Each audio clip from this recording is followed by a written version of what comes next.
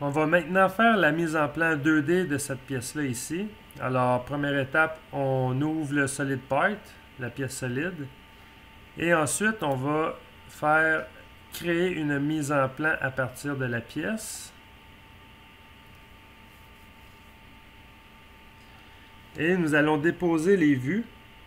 On va commencer par la vue de face, celle qui représente le mieux la forme de la pièce. Et je vais placer la vue du dessus et la vue de profil. Et je vais voir qu'est-ce que je vais garder à la fin. Est-ce que je garde seulement la vue du dessus ou la vue de profil? Parce que ça se peut que j'aille besoin juste de 2 vues pour mettre toutes mes mesures. Alors je fais Escape pour enlever l'option de déposer les vues. Ensuite, on va activer les lignes cachées. Alors je clique sur la vue de face. Je vais aller dans le style d'affichage et j'active les lignes cachées apparentes. Bon. On a l'exercice ici. On a la mise en plan comme ça ici. On a 10 cotes à placer. Alors, on a longueur, hauteur, profondeur. On va commencer par ça ici.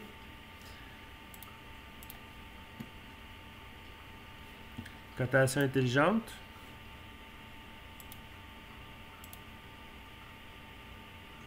La longueur comme ça. On a la hauteur que je pourrais placer sur la vue de profil.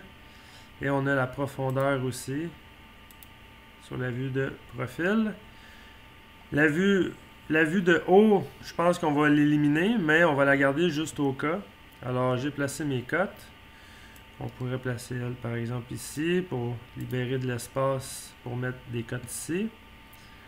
Ensuite, on va s'occuper de la rainure. Alors, la position 1/2 par 1 pouce et quart par 1/2 de profond. Cotation. Ici, 1 pouce et quart. Ici, 1/2 pouce. On va sortir la cote parce qu'il n'y a clairement pas assez d'espace. Et la profondeur, comme ça ici. Là, on sort les cotes, mais on va les placer à la fin. Ensuite, si je regarde, j'ai 7/8 de pouce d'ici à ici, d'en haut jusqu'à aller à la queue d'aronde. J'ai un angle de 60. Et j'ai de pointe à pointe 1 pouce et demi. Fait que je vais faire ces trois-là.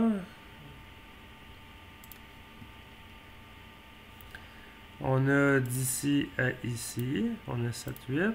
On a l'angle. Alors l'angle, on sélectionne une ligne et l'autre ligne. On va sortir de 60 degrés. Et on va faire de pointe à pointe. Alors on sélectionne le point, l'autre point, et on sort la cote. Ensuite, je vais aller voir qu'est-ce qu'il me reste. J'ai 3/8 de pouce de haut pour la queue d'aronde.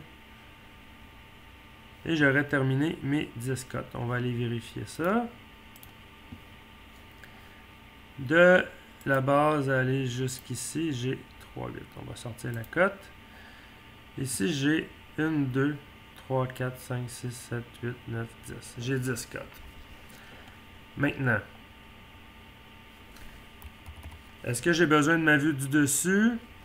Clairement, non. J'aurais pu prendre certaines mesures que j'aurais pu mettre sur la vue du dessus. Mais j'aime bien la vue de droite. Parce que c'est quand même plus clair. On a moins de lignes cachées. On a juste comme la ligne cachée qui est ici, qui est la profondeur de la raineuse. Sinon, le reste, tout est visible. Alors, je sélectionne ma vue. Je fais Delete sur le clavier et je réponds oui. D'accord. Je vais changer l'échelle parce que la pièce, il y a encore de l'espace pour grossir la pièce. Alors, je clique sur ma vue de face. Je vais aller dans la section échelle, personnaliser par l'utilisateur. Et lui, on va faire un test. 1 pour 0.5, c'est trop gros. 1 pour 1, c'était trop petit. Alors, on est entre les deux. Fait que on va essayer 0.6. Peut-être un peu gros. 0.7. OK, ça c'est bon. On va juste relocaliser les vues comme il faut. Oups. Comme ça ici. Excellent. Maintenant, si on regarde le plan, les fractions, les cotes sont toutes en fractions. Alors, on va les modifier. Les cotes, les unités de mesure. Alors, IPS en bas à droite. Modifier les unités du document. Et dans la section longueur, on va écrire dans la section fraction un dénominateur de 64. Alors, toutes les mesures vont être par incrément de 64 réduit à son minimum pour simplifier la fraction. Et mes cotes sont maintenant en fraction. Là, je vais placer mes cotes comme il faut. Alors ici, il faut créer de l'espace. Il faut que la pièce respire. Alors on va juste retirer celle-là ici. Ça ici, on pourrait la placer comme ça, la cote 3.8. On pourrait. Mais moi, j'aime beaucoup le fait de sortir la cote. Puis que c'est clair. Là, on voit les flèches de là à là. Ça donne 3.8. Ici, une demi, ça c'est bon. Sauf qu'il ne faut pas que ça soit trop collé avec l'autre une demi. Là, c'est des concepts de cotation là, que je vous montre.